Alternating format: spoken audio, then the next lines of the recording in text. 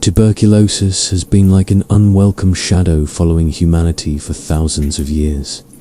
People have called it the great killer, or even the captain of all deaths. But strangely, it also shaped art, changed how societies lived, and pushed doctors to make big discoveries.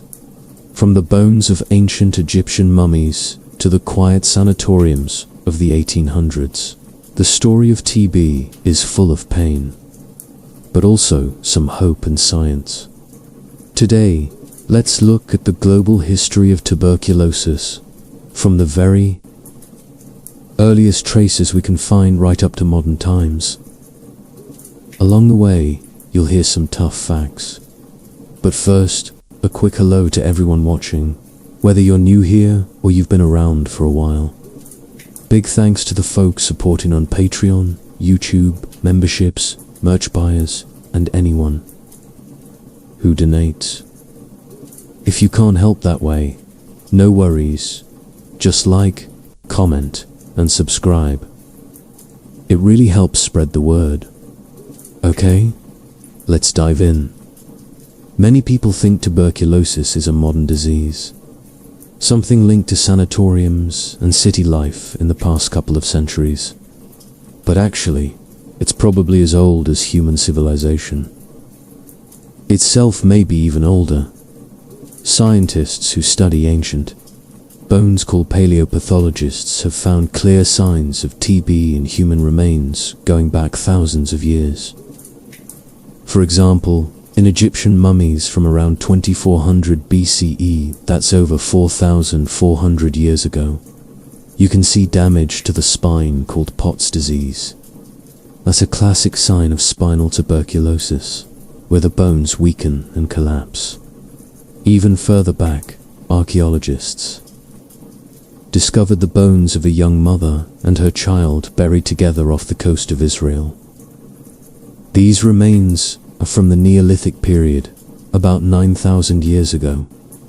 Tests showed molecular proof of TB infection in both of them. Ancient people didn't know what caused it, but they could see something terrible was happening. The earliest written records that sound like TB show up in old texts from India and China. But one really clear description comes from ancient Assyria. In the library of King Ashurbanipal, around the 7th century BCE, clay tablets there list symptoms like coughing, fever, losing weight, and coughing up blood. That's exactly the classic picture of lung pulmonary tuberculosis. It shows how common and recognizable the disease already was back then. TB wasn't just in people, it affected animals too. Old cattle bones show signs of it, and early farmers who lived close to their animals might have caught it from them. Some experts used to think human TB started from animals like cows, jumping to people during early farming, but newer genetic studies of the TB bacteria suggest the opposite. The human version is very ancient and might have spread to animals later on. Either way, by the time big early civilizations rose up, TB was already deeply rooted. In ancient Greece, they called the disease ptysis, which means wasting away or consumption because it made people slowly waste and shrink. The famous Dr. Hippocrates, writing around 460 BCE, said ptysis was the most common and deadly disease of his time. It usually hit young adults in the prime of their life, and almost no one survived it. Hippocrates described it clearly: a constant cough, fever, and the body getting thinner and weaker until the person just faded away. It was so hopeless that he actually told his students not to treat patients in the late stages because if they died, which they almost always did, it would hurt the doctor's reputation. Pretty harsh advice, right? It shows just how powerless even the best doctors felt against this illness back then. Later Greek and Roman doctors kept writing about it. In the 2nd century CE, a physician named Aretaeus of Cappadocia gave one of the most detailed and vivid accounts. He explained phthisis as coming from ulcers or abscesses in the lungs. Patients would cough up pus or blood, waste away, and develop complications like fluid buildup in the chest. His writings painted a very clear, sad picture of how the disease destroyed people from the inside. That's the ancient TB has been with us since before written history. Recognized by name in some of the oldest civilizations, and feared as a near-certain death sentence. Aretaeus of Cappadocia, a doctor from the 2nd century CE, gave one of the clearest and saddest descriptions of tuberculosis we have from ancient times. He wrote that the cough usually starts small and quiet, but then grows worse day by day. Over time, the person becomes extremely thin, like skin and bones, with pale, almost see-through skin and eyes that look strangely bright because of the fever. He also described swellings in the neck and under the arms. We now know these are swollen lymph nodes caused by TB, called tuberculous lymphadenitis, or, in old language, Scrofula. Even more interesting, some people in ancient times started to suspect that the disease could spread from one person to another. The Greek historian Thucydides, writing about the terrible plague in Athens around 430 BCE, noticed that people who took care of the sick often caught the illness themselves. That plague probably wasn't TB. It was likely something else, but the pattern of spreading was clear to him. Little hints like this showed that observant people were beginning to see how diseases could pass between humans. Then there's the Roman writer Marcus Terentius, Varro in the 1st century BCE. He warned about tiny invisible creatures floating in the air near swamps and marshes. He said these could get into the body and cause serious sickness. That's an amazingly early guess at germs, long before anyone had microscopes or knew about bacteria. Moving forward to the Middle Ages, tuberculosis never went away. It just kept being a quiet, steady killer. In Europe, people often called it consumption because it slowly ate away at the body from the inside. Another form, Scrofula, the swollen neck glands, got a special name, the king's evil. People believed the kings and queens of England and France could cure it just by touching the sick person. There are records of big public ceremonies where the king or queen would lay hands on hundreds of sufferers. Afterward, each person got a special coin or medal to remember the day. This custom started in the Middle Ages and lasted all the way into the 1700s in Britain. Of course, any cures were just lucky cases where the disease got better on its own. TB sometimes goes into remission naturally, but it shows how desperate people were for any hope. Outside Europe, during the Islamic Golden Age, doctors were thinking more clearly about the disease. The famous Persian physician Ibn Sina, known in the West as Avicenna, wrote his huge medical encyclopedia, the Canon of Medicine, around 1025 CE. In it, he talked about phthisis TB and clearly said it was contagious. He even warned that it could spread through the breath, and he advised keeping patients away from others to stop it from spreading. He suggested fresh air, drinking milk, and even sea voyages as helpful treatments ideas that echoed the old Greeks, but with a stronger focus on prevention. His call for isolation was way ahead of what most European doctors believed at the time. Sadly, because there wasn't much mixing between Islamic and European medical worlds back then, his smart ideas didn't spread quickly to the West. In medieval Europe, treatments for consumption were mostly useless.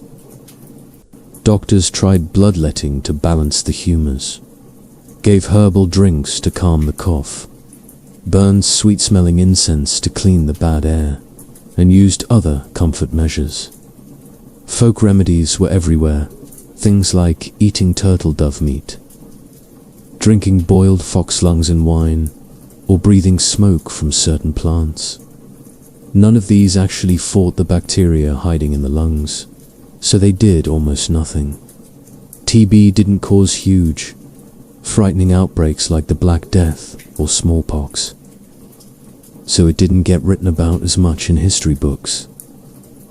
But it was always there, quietly taking lives year after year, person by person. By the end of the Middle Ages, tuberculosis was present across Europe, Asia, Africa, pretty much the whole old world. And as cities grew, people moved into crowded houses, and life changed in the early modern period. Things were about to get even worse.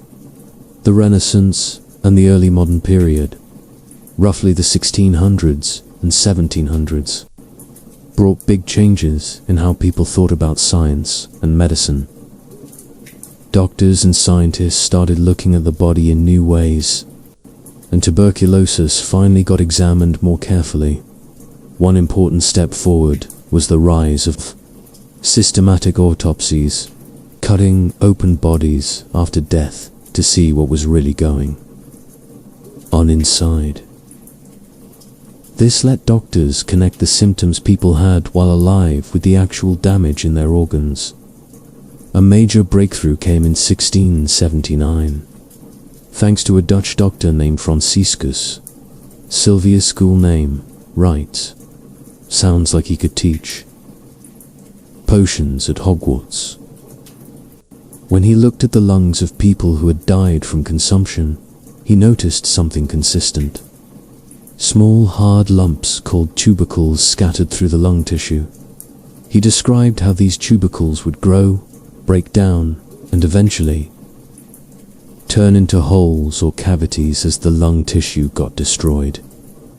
For the first time, this clear anatomical picture helped people see tuberculosis as one specific disease with its own signs inside the body, even though no one yet knew what caused it. After Sylvius, other doctors began using the word tubercle more often. They started recognizing that the same kind of damage could show up not just in the lungs, but also in bones, lymph nodes, and other places. Slowly, they realized all these different symptoms were actually parts of the same illness. Around the same time, in Italy, some people were starting to act like TB could spread from person to person. In 1699, the small Italian Republic of Lucca passed a surprising public health law about consumption. It said that when someone died of the disease, their clothes, bedding, and other belongings should be burned or properly cleaned. The law also required that the person's name and cause of death be reported to officials. The reason? To stop human health from being endangered by objects left after a consumptive's death. Basically, they believed something dangerous stayed behind in the victim's things. This was an early version of contact tracing and disinfection, over 150 years before anyone officially discovered germs. One of the most forward-thinking doctors of the time was an English physician named Benjamin Martin. In 1720, he wrote a short book called A New Theory of Consumptions. In it, he made a bold guess. Consumption might be caused by wonderfully minute living creatures, tiny living things too small to see.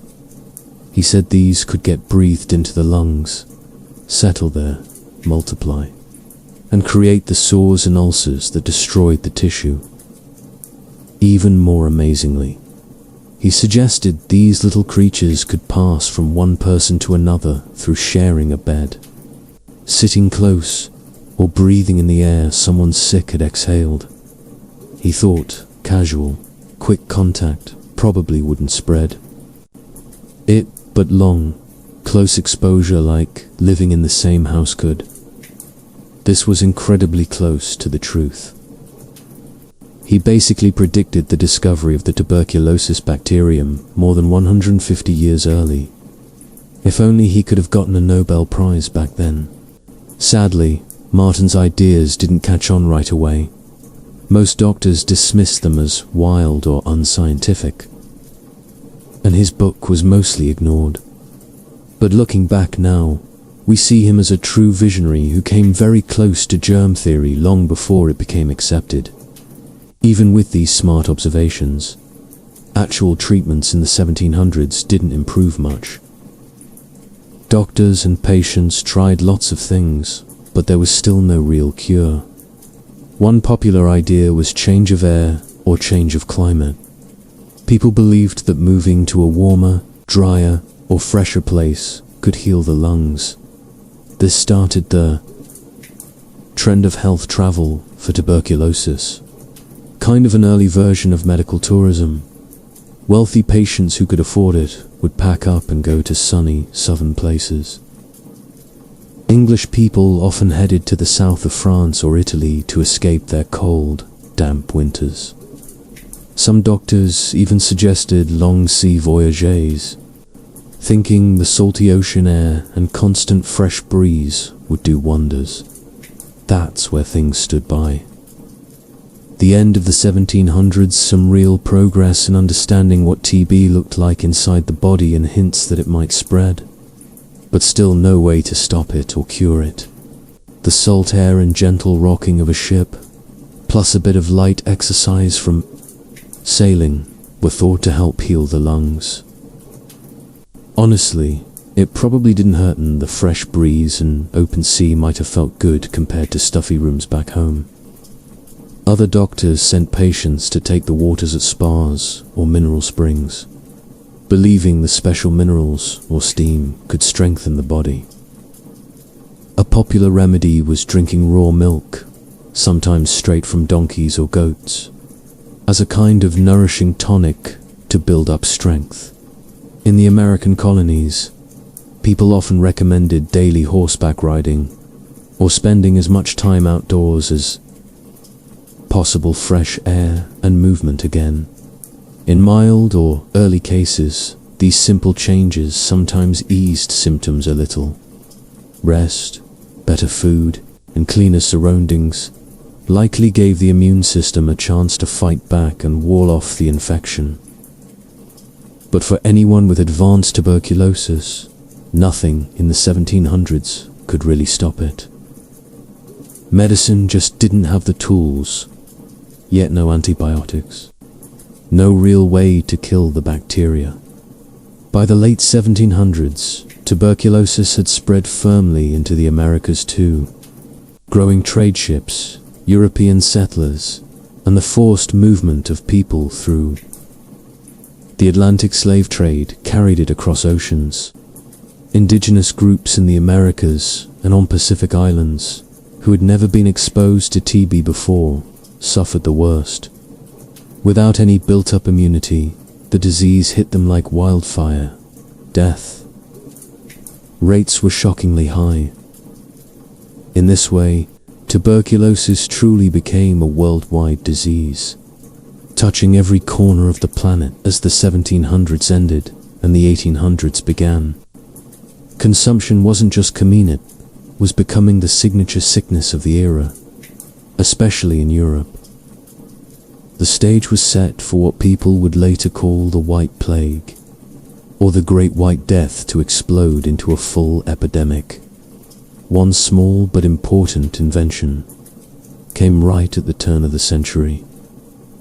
In 1816, a young French doctor named René Laennec created the stethoscope. Before that, doctors pressed their ears directly to a patient's chest to listen to breathing sounds, awkward and not very clear. Laennec's simple wooden tube made it much easier and more accurate to hear what was happening inside the lungs. By 1819, he published a detailed book on chest diseases. In it, He described the exact sounds of tuberculous lungs and matched them to what he saw during autopsies. He was incredibly precise. He also named miliary tuberculosis for the countless tiny spots in the lungs that looked like scattered millet. Seedslaynek helped prove that all these different forms, whether in the lungs, glands, spine, or elsewhere, were really the same disease showing up in different places. He even started calling the small lumps tubercles more consistently, which is where the name tuberculosis comes from. Then, in the mid 1800s, around 1839 to 1840, a German professor named Johann Lukaschlein officially introduced the term tuberculosis to describe the whole illness. This replaced the old vague words like consumption, and from then on, doctors used tuberculosis in medical writing. So just before the big germ discovery, TB was finally seen as one clear, specific disease with better ways to diagnose it, and a slowly growing but still incomplete idea of how it spread. And then the 19th century arrived, and tuberculosis cast an even darker shadow. Cases and deaths shot up dramatically, so much that it earned those grim nicknames, the White Plague and the Great White Death. Why the surge? Industrialization changed everything. Factories pulled millions of people from farms into huge, crowded cities across Europe and North America. Tenements were packed, tight, damp, dark, poorly ventilated rooms with no sunlight. Poverty, bad food, pollution, and overwork created perfect conditions for TB to spread like crazy. The numbers were heartbreaking. In parts of 19th century Europe, roughly 1 in every 4 deaths was caused by tuberculosis. In big cities, it was even worse. Around 1850 in London, consumption was behind about 20% of all adult deaths. In Paris at times, it reached close to 30%. It didn't care about class it killed, rich and poor, but poverty made everything far deadlier. The urban poor lived in filthy cellars or tiny attic rooms, ate little nutritious food, and rarely saw the sun. When someone coughed, the bacteria floated in the shared air. Whole families often got sick, one after another. To outsiders, it looked like a family curse passed down in the blood.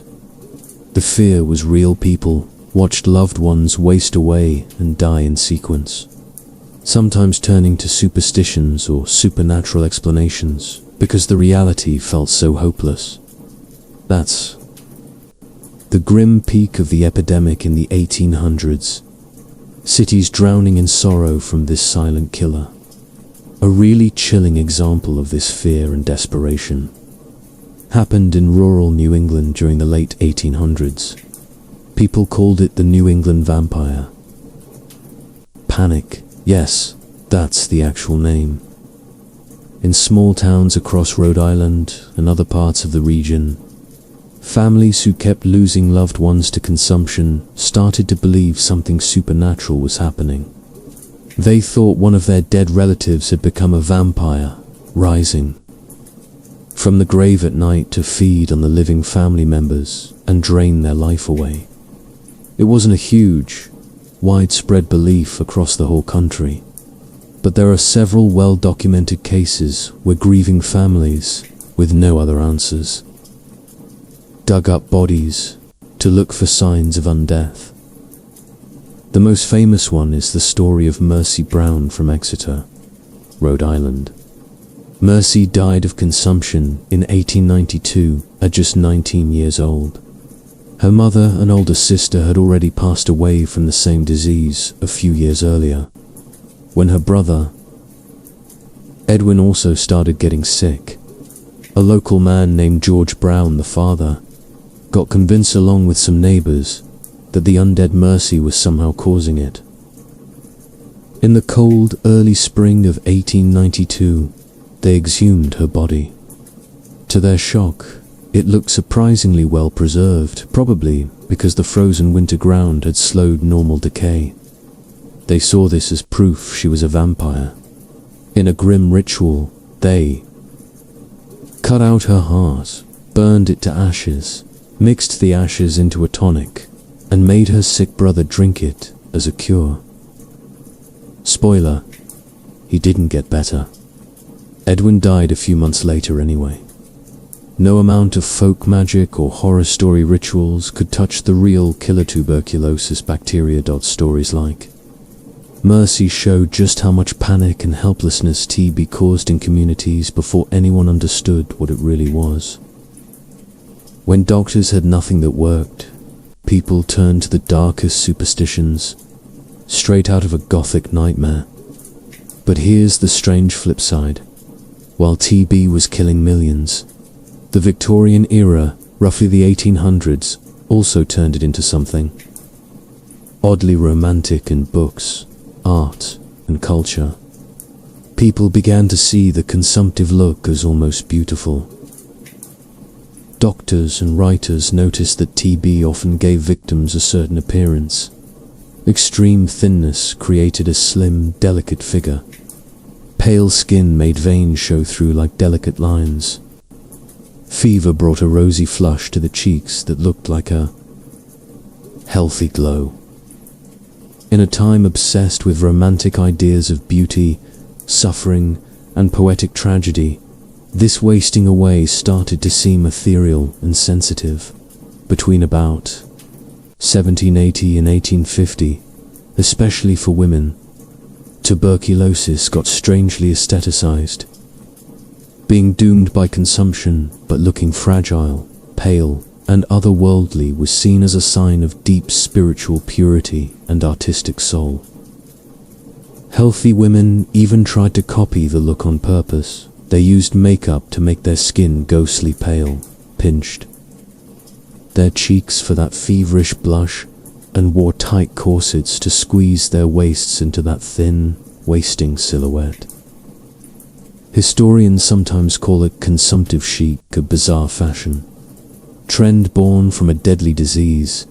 Many famous artists and writers who actually had TB added to this cultural fascination. Their own suffering seemed to fuel incredibly emotional, beautiful work.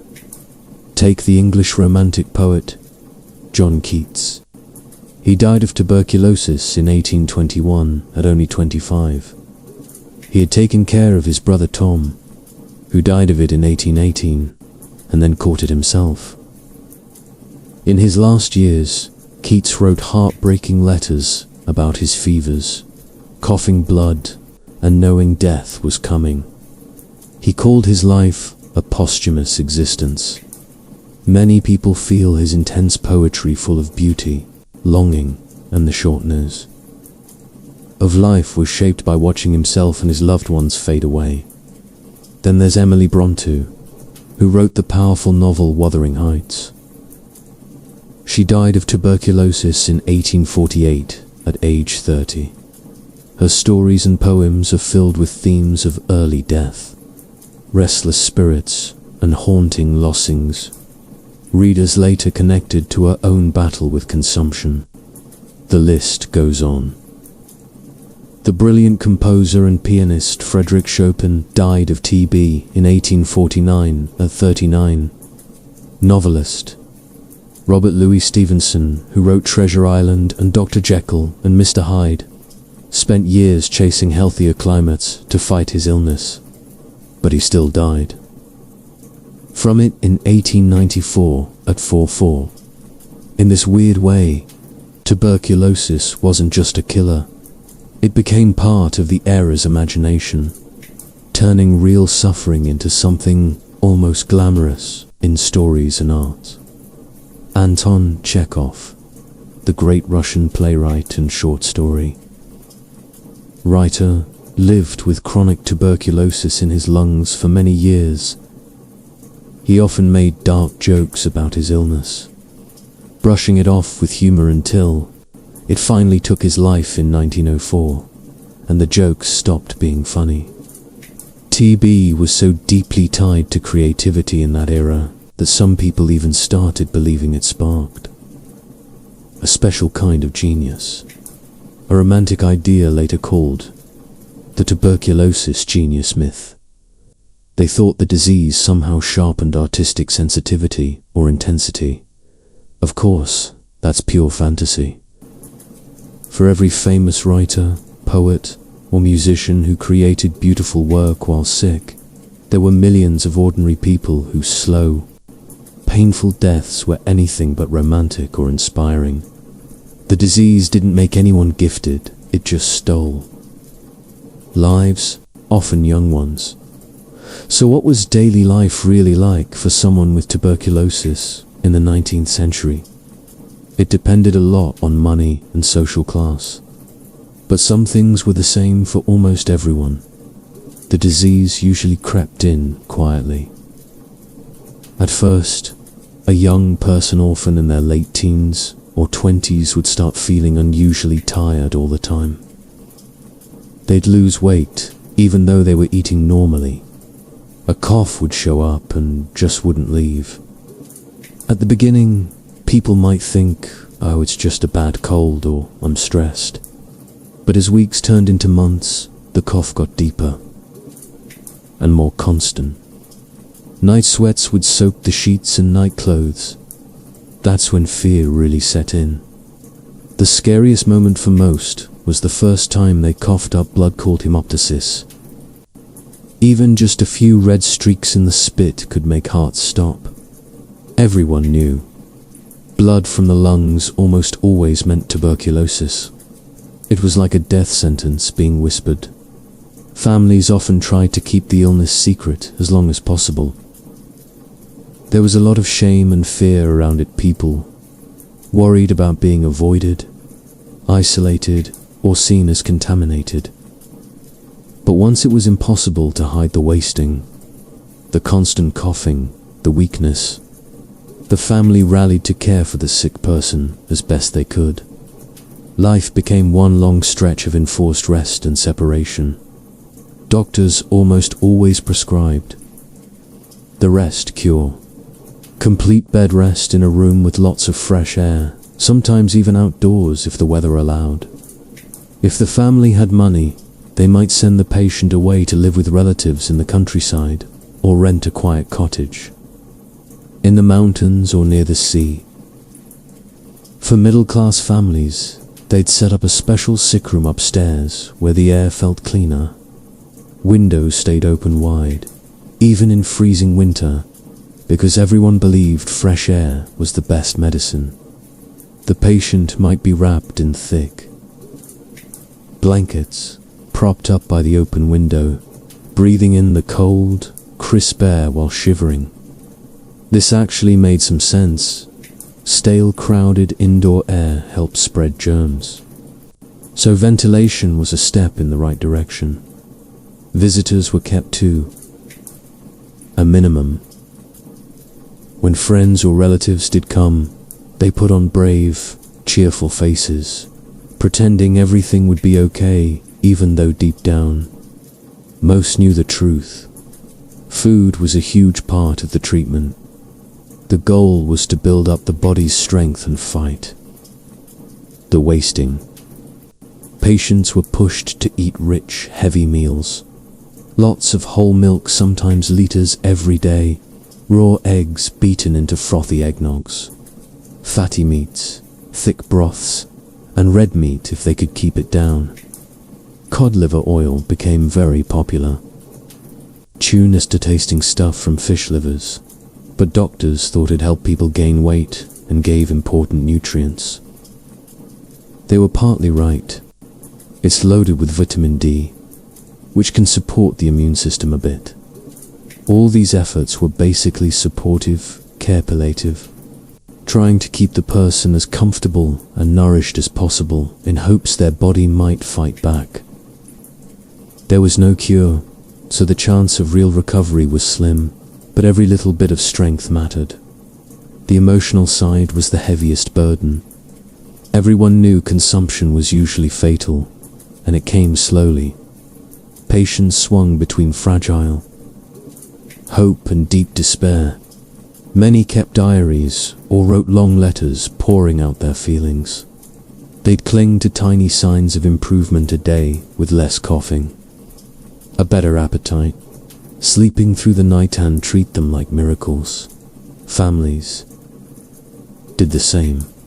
A small weight gain or a calm day felt like victory, but the setbacks were brutal.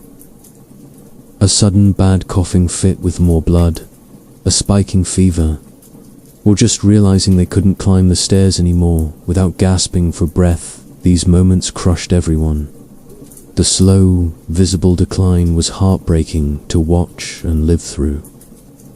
Day by day, the body wasted, the energy faded, and hope got harder to hold on to. That's the real human side of 19th century tuberculosis, not the glamorous myth, but the quiet terror, love, and helplessness that filled so many homes. One observer from the time put it perfectly. In some ways, consumption was crueler than fast-killing diseases like cholera or plague. Those took people quickly, but TB dragged everything out in slow motion. It gave months or even years of false hope. The patient and their family could watch the end coming closer day by day, week by week, with every cough, every lost pound, every bloody handkerchief. There was time to hope for recovery, time to plan, time to suffer, and time to say goodbye piece by piece. Gender played a big role in how people experienced it, shaped by the strict roles of Victorian society. For women, TB often added layers of guilt and heartbreak on top of the sickness. Many were the main caregivers in the home, cooking, cleaning, raising children, nursing the family. When a woman got sick, she couldn't do those things anymore, and that felt like failing her duty. Mothers facing the likelihood of death went to painful lengths to prepare. They searched for trustworthy relatives or adoptive families to take their children, wrote long letters full of love and advice to be read years later when the kids were grown, or made careful plans for their future. It was like saying goodbye. In slow, agonizing stage is heartbreaking for everyone. Unmarried women faced another kind of cruelty. A TB diagnosis was a huge red flag in the marriage market. Who would want a wife who might not live long, or who could pass the disease on?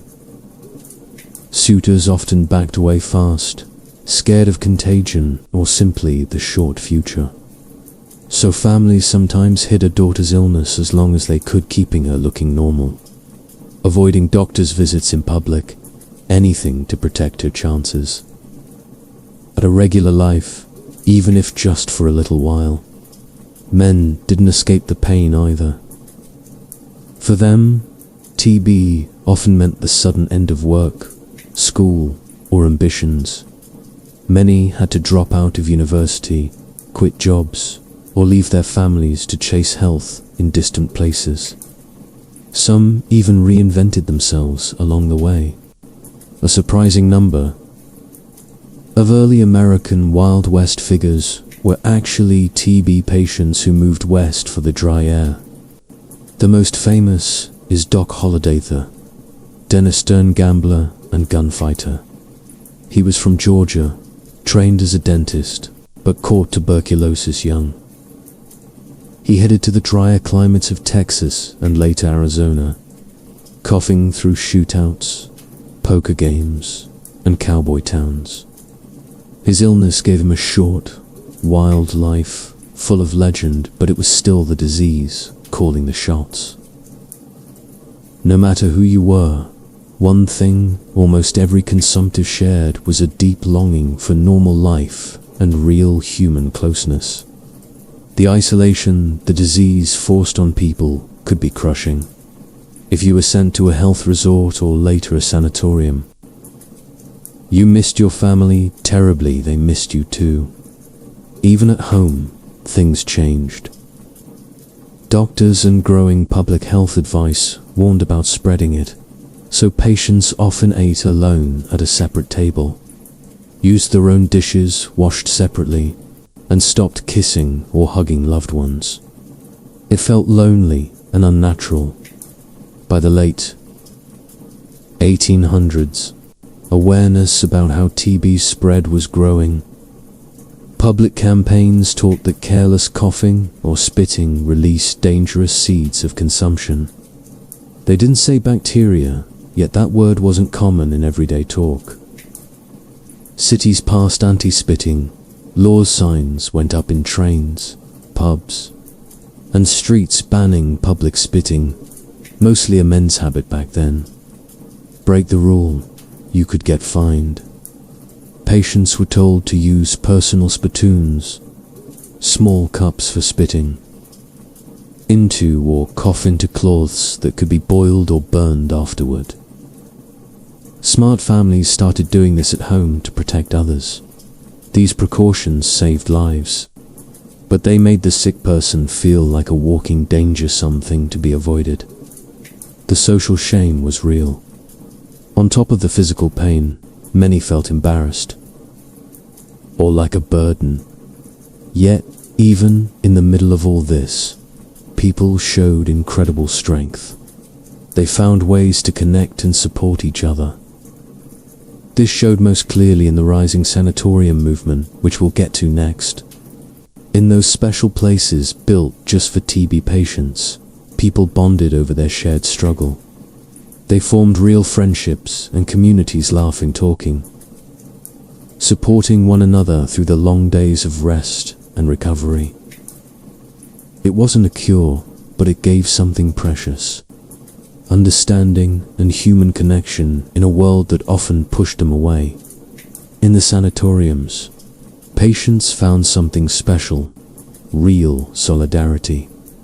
It was a bit like how modern cancer patients going through chemo support each other, sharing dark humor, calling themselves lungers, short for people with lung trouble, or talking about stamping out the white plague like they were on a heroic mission.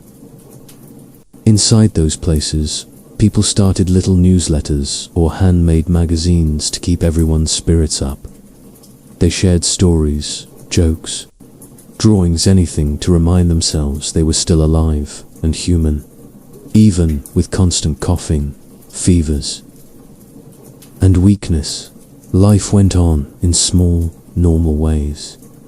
They fell in love sometimes with other patients, celebrated birthdays with whatever cake or treats they could get, played cards for hours, put on silly amateur plays or skits, gossiped about.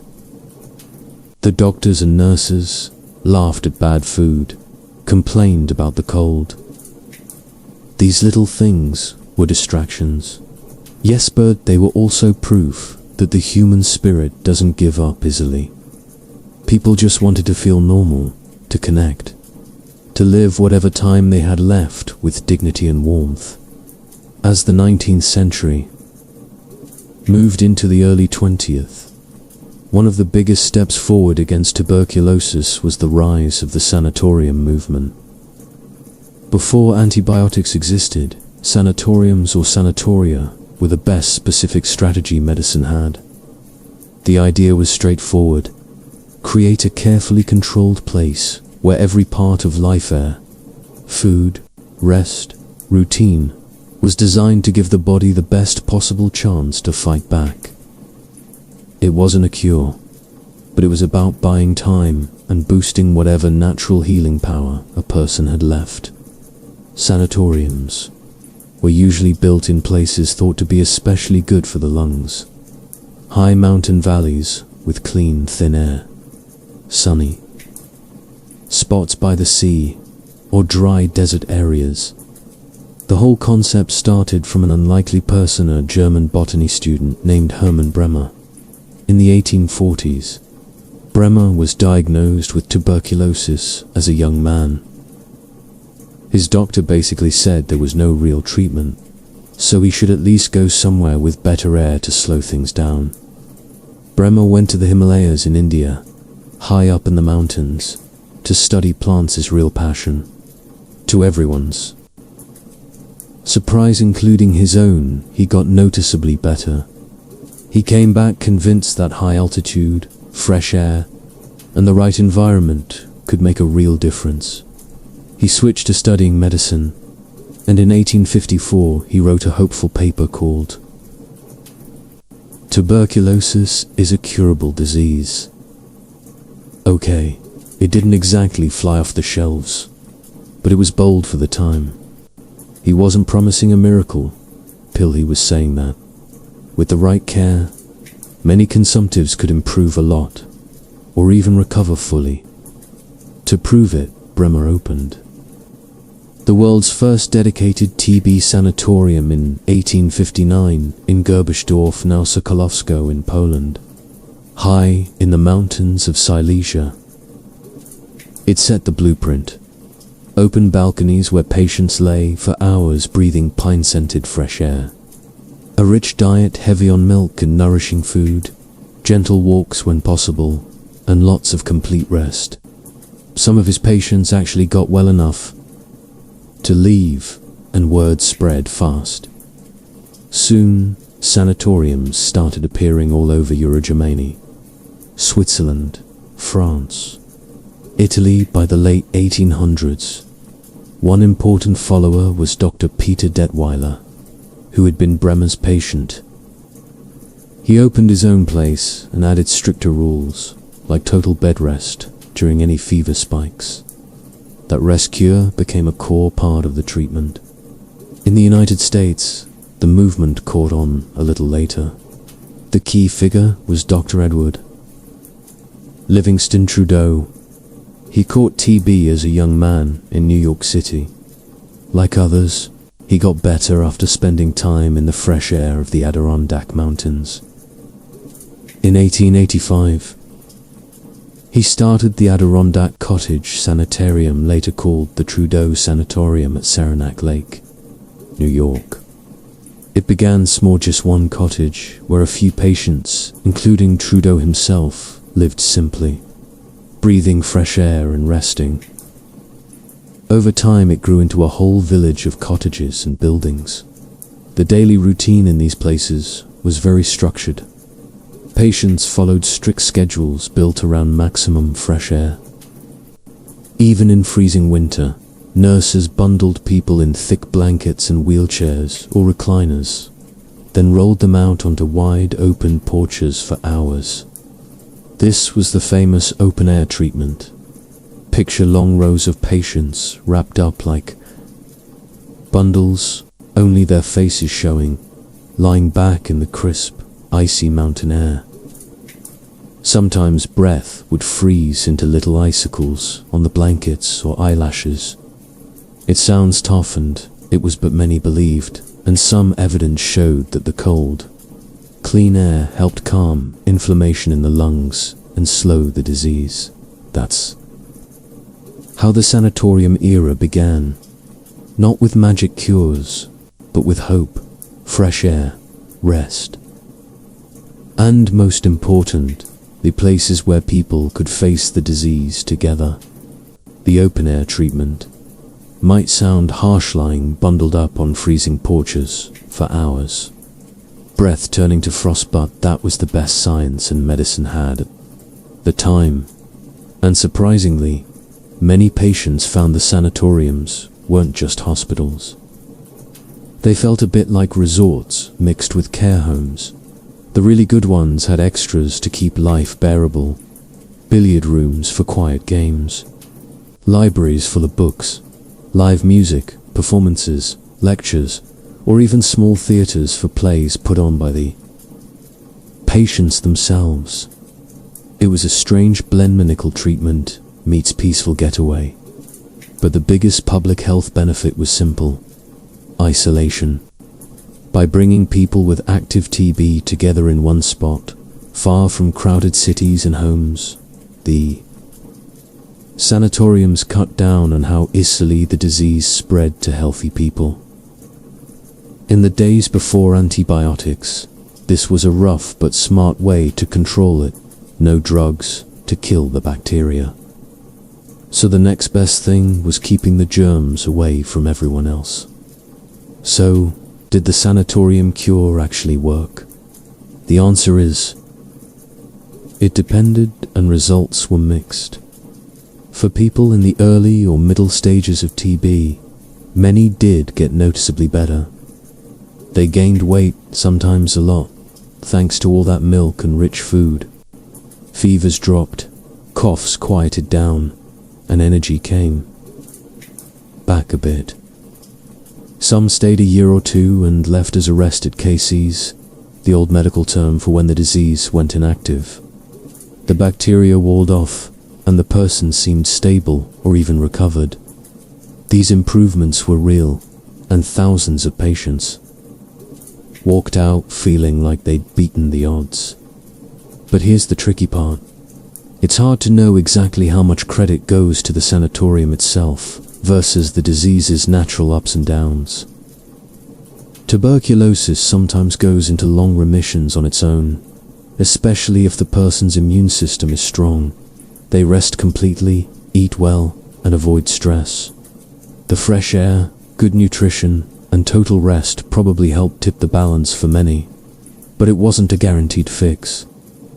For those in late-stage disease, sadly, even the nicest sanatorium often became more of a comfortable place to spend final months or years. The focus shifted to palliative care, keeping pain low, providing warmth and kindness rather than expecting a turnaround. Death was still common, and many never left. Still, the sanatorium movement changed everything for the better in important ways. Doctors who ran these places learned huge amounts by watching hundreds or thousands of patients over long periods. They fine-tuned supportive care, better diets, stricter rest rules, ways to manage fevers and coughing. This hands-on experience made TB treatment more organized and thoughtful.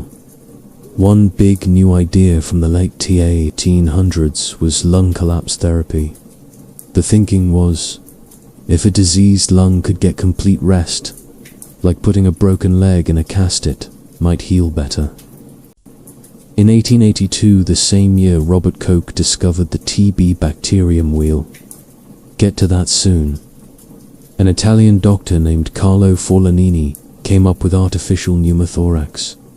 He'd insert a needle between the ribs and pump air into the space around the lung, causing it to partially collapse.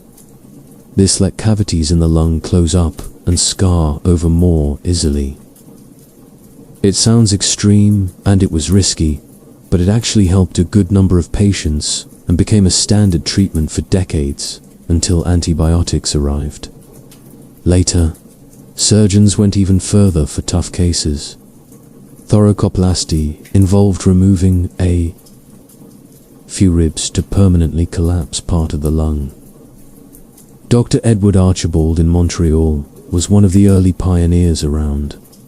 1908, he used it to close off bad cavities. In some cases, they even did surgical resection, cutting out the worst damaged sections of lung. These were desperate measures, but they saved some lives when nothing else worked. Other treatments popped up too. Heliotherapy and light therapy was popular because doctors noticed that skin tuberculosis, lupus vulgaris, improved a lot with sunlight exposure. A Danish doctor named Niels Finsen won the Nobel Prize in 1903 for using concentrated light rays to treat skin TB, so in sunny sanatoriums, especially in the Swiss Alps, above the clouds where the sun shone bright, patients were encouraged to sit outside in the sun for set times, getting both fresh air and those healing rays. Life inside sanatoriums had its own ups and downs. On the bright side, patients really understood each other. They shared the same fears, the same coughs, the same small victories. Lifelong friendships formed. Some people even fell in love and got married to fellow patients. They created their own little world with inside jokes, nicknames, and a special slang. But it was also heavy. Being surrounded by sickness every day meant constant reminders of how fragile life was. When the black wagon, their quiet name for the hearse or mortuary cart, rolled up to take someone away, it hit hard. Everyone felt it by the early 20th century. Sanatoriums were everywhere, not just in Europe and America, but in Japan, Russia, Australia, and beyond. They were often built on mountaintops or in quiet spots outside cities, turning isolation into a hopeful routine. It was an era of real optimism. Even without a true cure, people believed rest, air, and care could make a difference.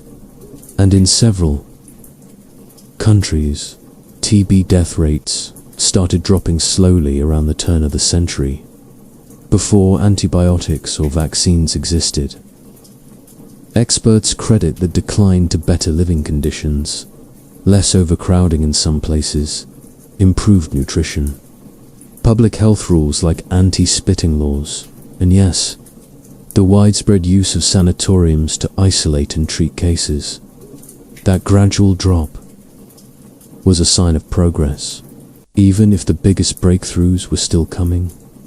The drop in TB deaths that started around the turn of the 20th century wasn't thanks to one single thing. It came from a mix of improvements, better living conditions thanks to social reforms, cleaner homes, less overcrowding in some cities, more access to good food. The natural way epidemics sometimes ease off over time as more people build immunity, or the disease burns through vulnerable groups, and the growing impact of sanatoriums plus public health steps like teaching people to cover coughs, stop spitting everywhere, and pasteurize milk to block bovine cow TB from jumping to humans. Educating folks about avoiding infection helped to simple habits like not sharing cups or handkerchiefs started to spread. By 1914, tuberculosis was still a huge killer. But in much of Western Europe and the United States, the absolute worst years seemed to be behind them. Death rates were dipping year by year, not fast, but steadily. The real turning point, though the thing that finally gave doctors and scientists the tools to fight back hard, came from the big scientific breakthroughs of the late 1800s and early 1900s. And the most famous one happened on March 24, 1882, in a lecture hall at the Berlin Physiological Society. A crowd of doctors and scientists gathered to hear Dr. Robert Koch present what would become one of the most important papers in medical history, the etiology of tuberculosis. Calm and methodical, Koch showed that he had isolated the exact germ causing TB, a tiny, rod-shaped bacterium he could see under the microscope using a special staining method he'd invented. He displayed tissue samples from sick animals and humans, all full of these bacteria. He explained how he'd grown the germ in pure cultures on plates of coagulated blood serum outside the body. Then came the clincher. He injected these lab-grown microbes into healthy guinea pigs and they developed full-blown tuberculosis. It was proof beyond doubt. Koch's work was rock solid. Tuberculosis wasn't some mysterious wasting or family curse. It was an infectious disease caused by one specific microorganism, Mycobacterium tuberculosis. Overnight, the invisible enemy had a name and a face. The news exploded. Newspapers called Koch a hero. For the first time, people understood TB was caught from others, not born inside you or passed down in the blood.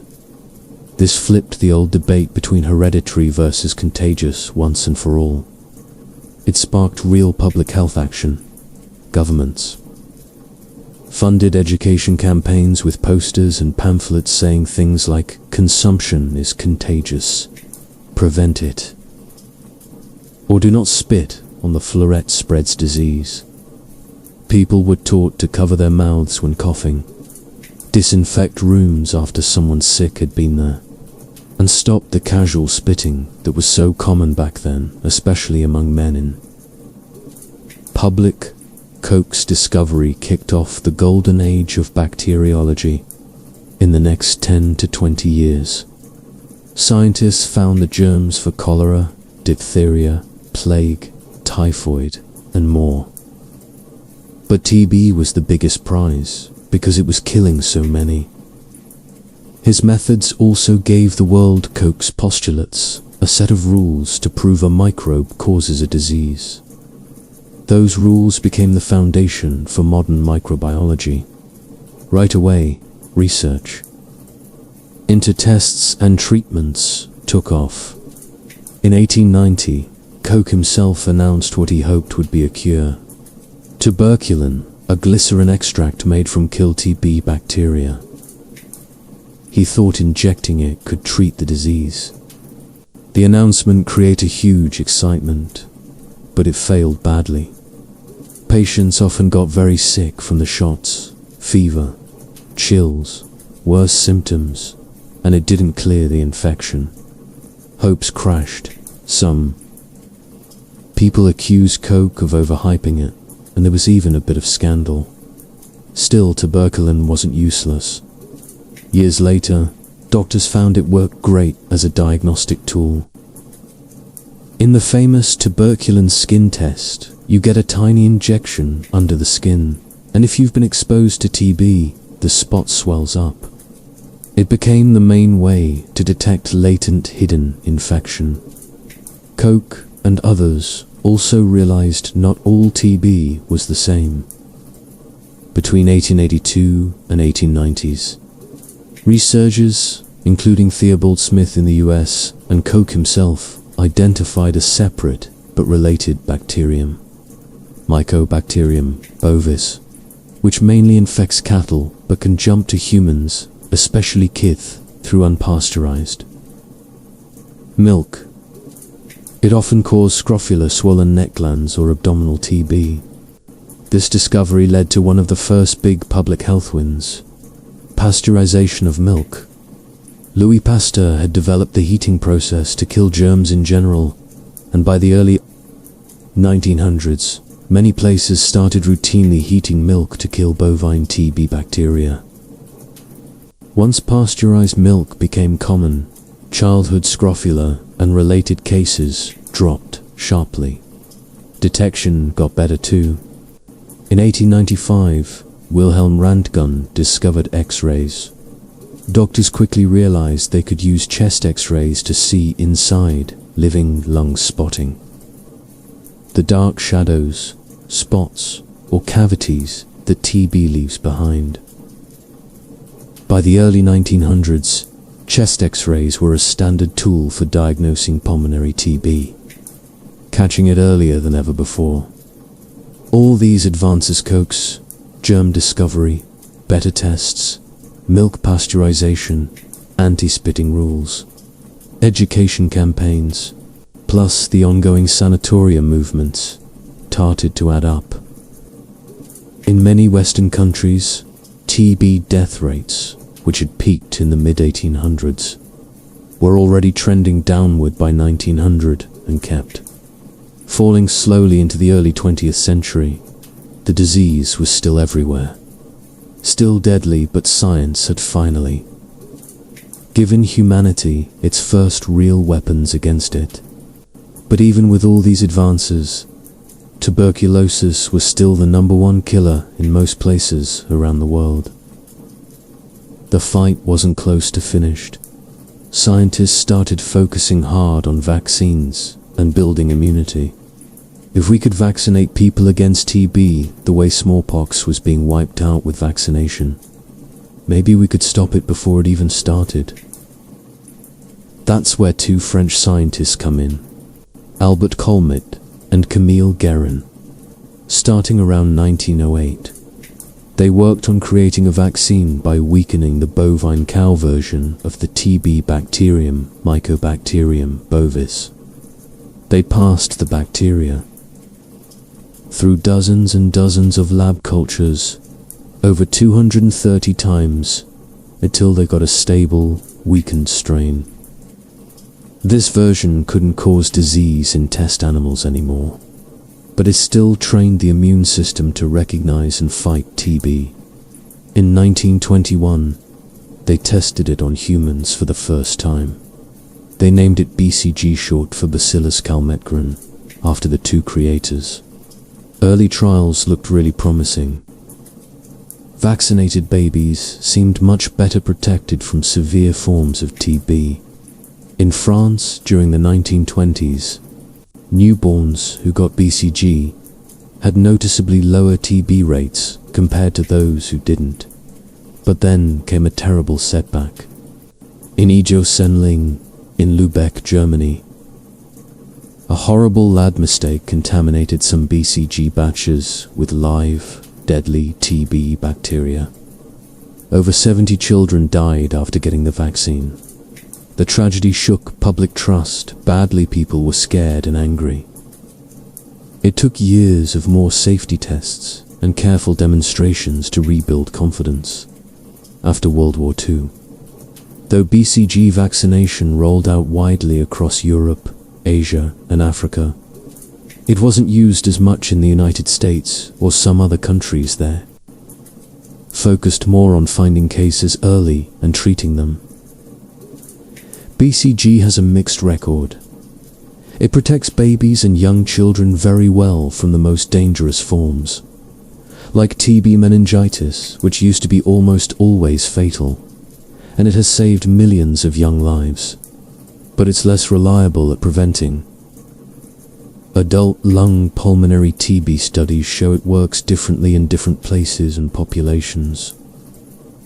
Still, to this day, BCG is the only TB vaccine we have, and hundreds of millions of people have received it worldwide.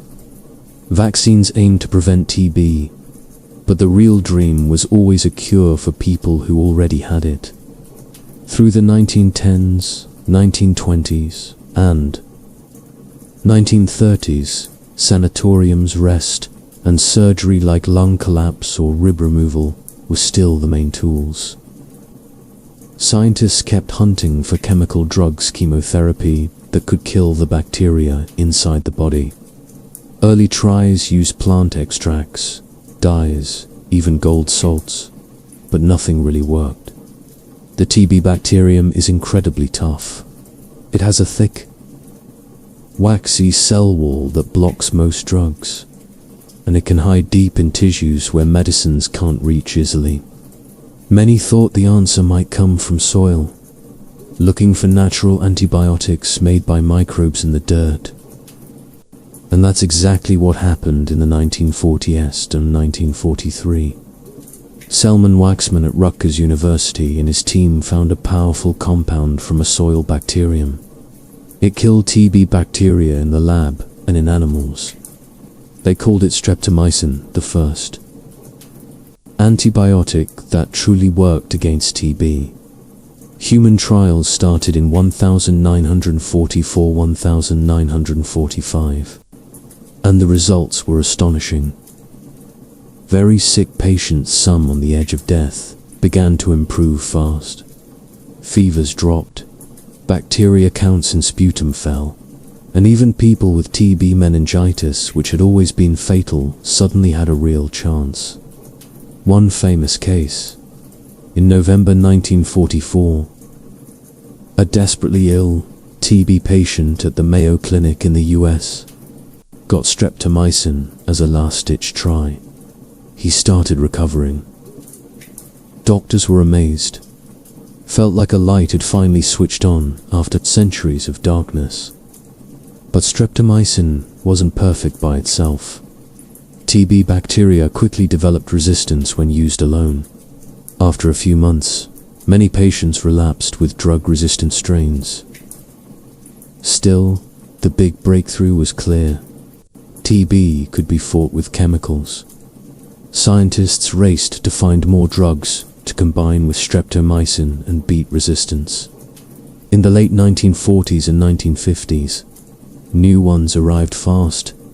paramino-salicylic acid PAR around 1949 when given with streptomycin. It helped stop resistance from developing. Isoniazid in a 1952, a cheap, super powerful drug that became the main pillar of TB treatment. Doctors called it a near miracle because, when used right, it could cure most patients in just months. Pyrazinamide and ethambutol came in the 1950s and early 1960s, adding more weapons to the fight. By using 3 or 4 drugs together, the standard multi-drug therapy, doctors could wipe out almost all the bacteria in a patient's body and greatly lower the risk of resistance. It was a total game-changer. TB wards that used to be full of long-term, very sick people suddenly saw patients getting better and going home. Overcrowded sanatoriums started emptying out. In the 1960s, many clothed completely in developed countries turned into regular hospitals or other uses. Something unthinkable just a few decades earlier. Death rates from TB crashed. By the late 20th century, in wealthy countries, most people saw tuberculosis as an old-time disease, something their grandparents feared, but not a real threat anymore. But the story doesn't end with total victory. TB never disappeared in poor areas or developing countries, where poverty, overcrowding, weak health systems, and limited access to drugs kept it alive. New challenges like drug-resistant strains, MDR-TB and XDR-TB, HIV making people more vulnerable, and uneven global efforts reminded everyone that humanity hadn't fully beaten TB yet. In the wrong time or place, it can still flare up again. So, the history of tuberculosis isn't finished. It's still with us, still a global problem.